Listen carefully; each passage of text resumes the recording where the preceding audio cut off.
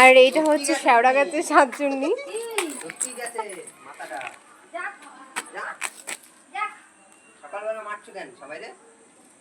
ওই গাছটাতে বসে থাকে।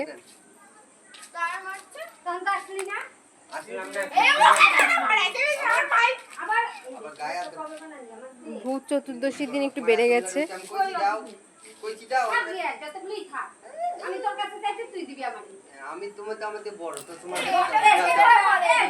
শাকচুন্নি ঝগড়া করে কোনোদিন দেখেছো?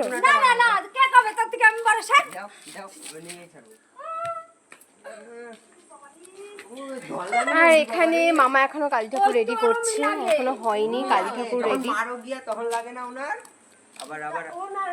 এটা হচ্ছে মামার কারখানা।